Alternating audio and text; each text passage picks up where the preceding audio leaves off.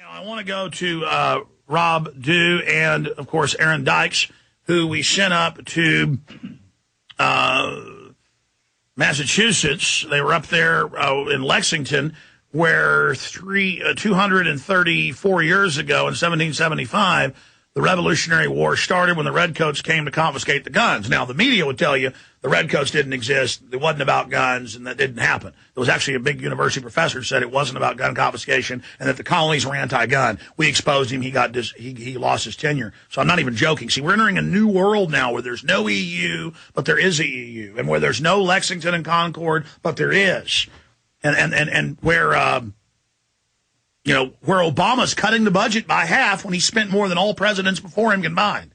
We're entering a new vortex of disinfo. But you guys were there. I want to commend you for going. You said it was a great event. Tell folks about the Oath Keepers and the committees of safety on the anniversary on the green, having all these police and military swearing that oath, protect and defend the Constitution, and not follow the New World Order.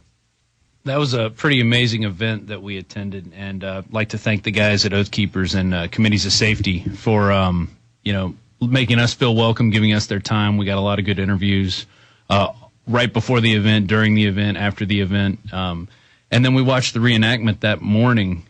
We took some cameras out there and got in. And, it was all about guns. They said, put down your weapons and walk away. And the guy jumps out of the crowd and says, you're not getting my gun.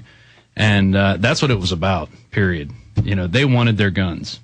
So they stood up. Watching that battle, the guys were really into it. And again, for those that don't know what was going on up there, recap the basics of it and then give us a report, please. So Oath Keepers is an organization that got together with committees of safety to actually bring on this event. And what they wanted to do is have people who had already taken the oath reaffirm their oath, because what they're looking for is not oath takers, they're looking for oath keepers. And Stuart Rhodes and Walter Reddy had a great cast of guys, and it was literally a 3-hour event from start to finish. There was no, a guy got up and read Edwin Vieira's speech about what took place that day, and then they had a lot of other naval officers, Army, Special Forces guys all get up and talked about what it meant for them to take the oath, and then Stuart Rhodes and who was the other guy, the policeman, the retired policeman, they got up and read the 10 orders that they will not obey. Dave Freeman. Was right. Sheriff Mack there? Sheriff Mack was there. He had a really good speech. He actually stopped in the middle. He said, I want everybody to get together because everybody was kind of spread out. He's like, we need to see all the numbers, everybody come around. One thing that was interesting, there was not one mainstream media person present, but a lot of citizen media. A lot of different groups were out there. Oh, they're scared to death of police and military saying they'll uphold the Bill of Rights, Constitution, and their oath, because according to the federal reports, that's all terrorism. Owning guns, buying ammo, being a veteran, you're the number one threat. So they keep telling you it's about Al-Qaeda. It's really all been designed for you, people that won't let foreign banks conquer us. We've been conquered. It's through fraud, but they need our acquiescence to their fraud to continue it and expand it. Right. And I don't even know if you've heard about this, but yesterday, it was the day before yesterday, I think they found an ex-Marine who he was trying to bring a gun and some ammo and a grenade fuse onto a plane, and he actually got on the plane, and they checked him in Boston. They checked his bags again and found all this stuff, which is interesting that it didn't get caught through the scanner because they stopped Aaron coming back and wanted to search his bags because of his Al-Qaeda-like camera, right? Yeah, that'd be right. It's always a camera. Always the camera. Yeah. And what are you filming for? People who can't even speak English anymore. They ask you at the airport. Yeah. Why you film? You line up. Oh, that's what it's come. No, I saw one time a World War II vet, probably dead now. This was like 5-6 years ago in San Francisco.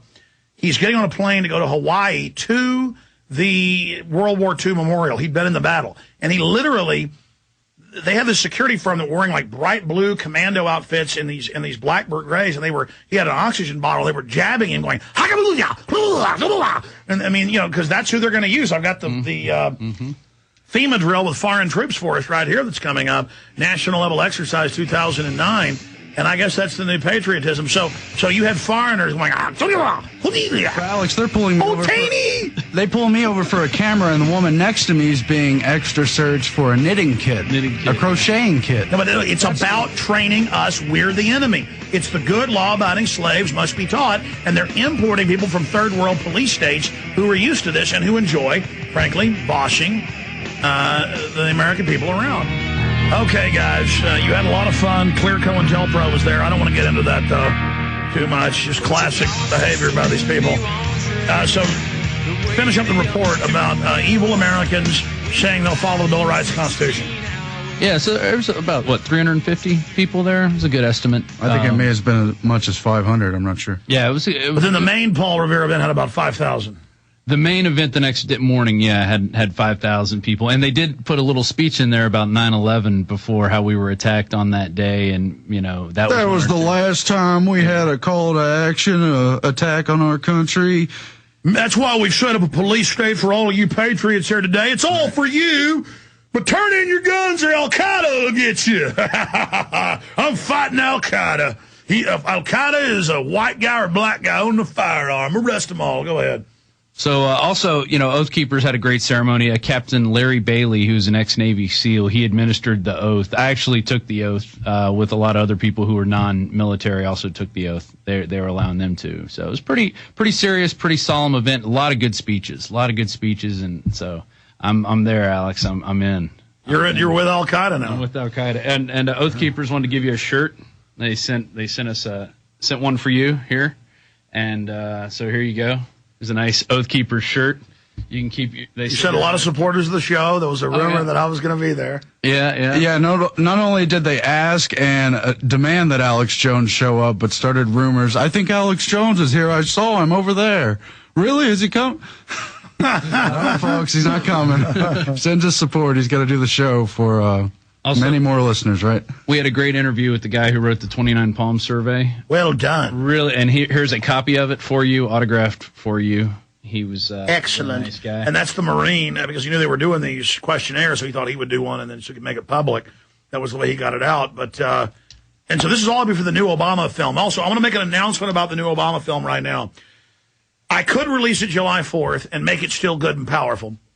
But I've got other interviews I want to do. I was going to make it, probably not as powerful as Obama Deception, but just all the latest info.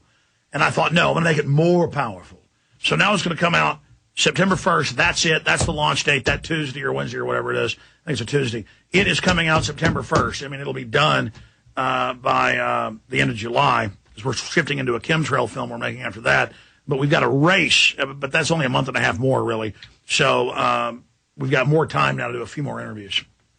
Excellent. Yeah. All right. Anything else that happened while you were there? It just really is refreshing to see active duty military police standing up for the Constitution. Number one threat in here. No, I will not confiscate guns. No, I will not conduct illegal searches under the Fourth Amendment. Not put people in FEMA camps. Knowing this stuff is going on routinely. But the camps are for our safety, Glenn Beck says.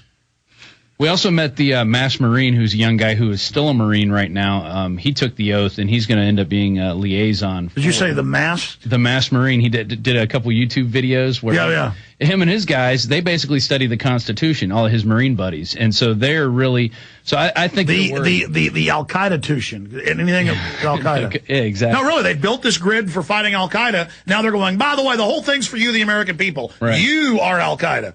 Right, and these guys know that. They know that they are going to be targeted, so they uphold themselves with a lot of dignity and a lot of respect, and they don't, Good. They have pledged their lives, their treasure, their sacred honor, their blood on the tree of liberty, and we will be victorious. And we were on that field where the blood was spilled, and it's come back. I want to hear about that. Okay. Look at you, got the gleam in your eyes.